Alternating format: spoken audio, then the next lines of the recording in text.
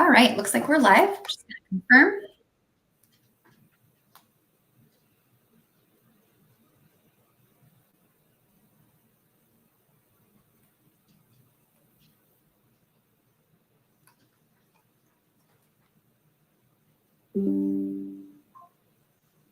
Okay, it looks like we are all set. Excellent.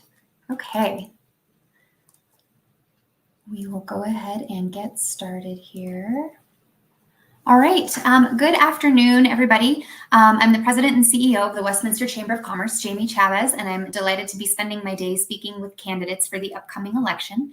Each candidate joining me today has a direct impact on Westminster, whether at the county or state level. I'm pleased to introduce Senator Dafna Michaelson Jenet, who is running for State Senate District 21.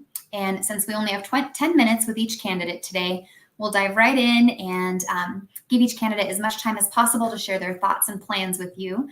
So Senator Michaelson Jenet, go ahead and please introduce yourself and tell our viewers why you're running. Hi, I'm Dafna Michaelson Jenet, and I am the current senator for Senate District 21, which does include South Westminster. I'm really excited to be with you today. I ran for office for a really tough reason. So a little trigger warning, suicide. My son attempted suicide when he was 9 years old, and he was in school. And he was trying very hard to get the help that he needed, and we were unable to get him the help that he needed in school.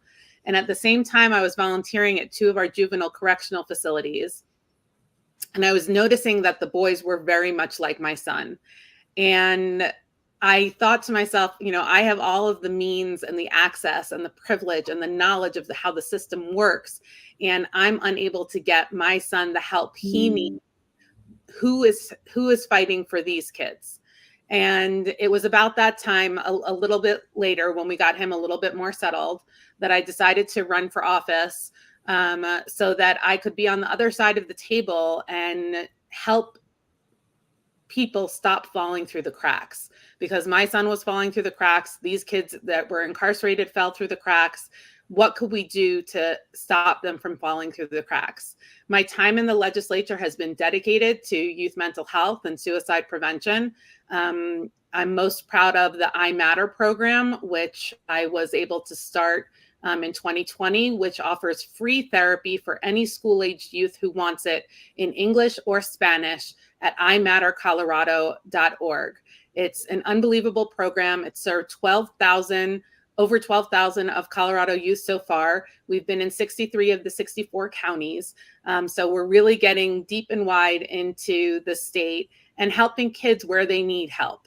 And so that's been a big part of my mission. My other missions are education and healthcare, which I have worked on regularly, and also making Colorado the worst state to be a sexual offender in. I've worked very hard to make sure the laws are protecting the victims, and that if you want to be a sexual offender, you don't want to be one in Colorado. We were able to get rid of the statute of limitations on sexual offenses, among other specific laws that make different kinds of contact a sexual offense. So it's a little broad, but those are the areas that I have worked on mostly, and I live to serve. So I'm honored and grateful that I get to serve you. Great, thank you. So you touched on a few of these already. I'm going to dig a little deeper. What do you believe is the most pressing issue facing our community, and how do you plan to address it? Well, I think mental health is really a significant issue, amongst others, housing and food and accessibility. And all of those lead to poor mental health. And from where I sit, I have been working on that mental health outcomes for many years. And one of the ways in which I have done that is I created the annual mental health wellness exam program. So what that is in order to provide insurance in Colorado they must provide a free annual mental health wellness exam, no copay, no coinsurance, just like an annual physical, but specifically for your mental health, because we need to catch people before they become in crisis.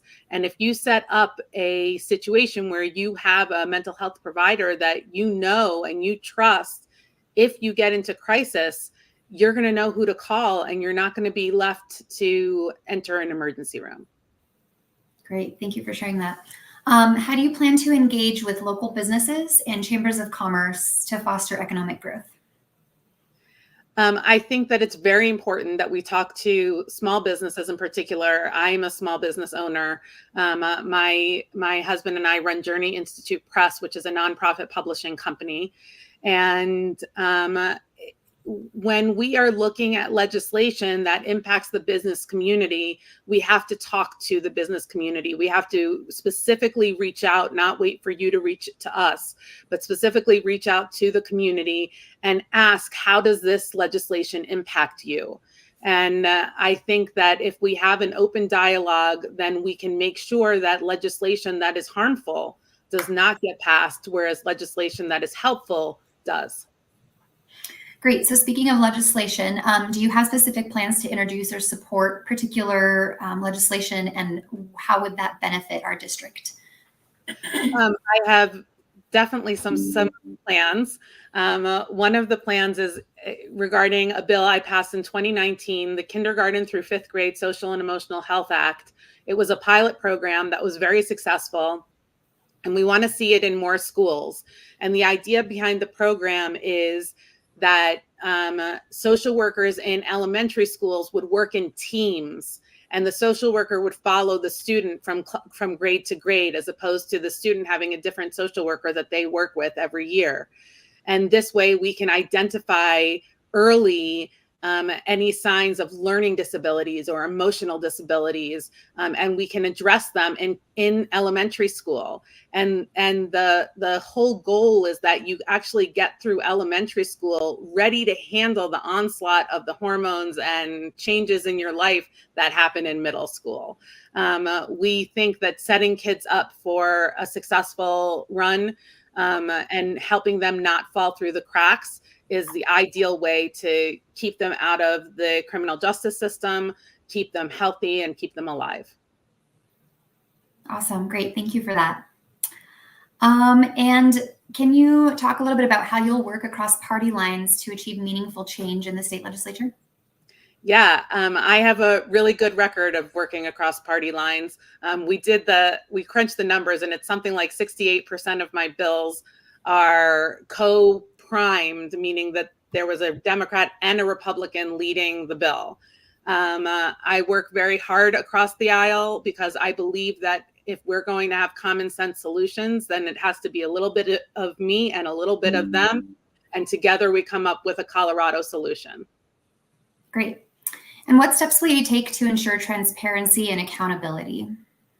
Well, I think that we have been given a long list of ways that we are to make sure that there is transparency. And for us, for our office, that looks like posting our meetings and having town halls and being available by phone or text whenever a constituent needs us. Great. And one more question. How will you ensure that the voices of local government and residents are heard at the state level? Again, similarly to working with small businesses, it is important that we work with our local governments. And I have reached out in the past to city councilors, county commissioners, to find out if the legislation I'm working on or that's being proposed is amenable to the local community. Because if it's not, there's no point in putting forth the legislation. I work very closely with Colorado Counties, Inc., so I'm very often working with the county commissioner level, and I will also work with the city council level. Great. Awesome. Thank you. We've got just a few seconds left, but if there is anything else you would like the viewers to know, now's your chance. If you want to check out my website, dafna4colorado.com, DAFNA for Colorado.com, you can find out a whole lot more about me. But thank you so much for this opportunity and a possibility to talk to the people of Westminster. Yes, thank you so much for joining us today, and thanks for everyone who tuned in, and have a good rest of your day. You too. Thank you. Thanks. Bye.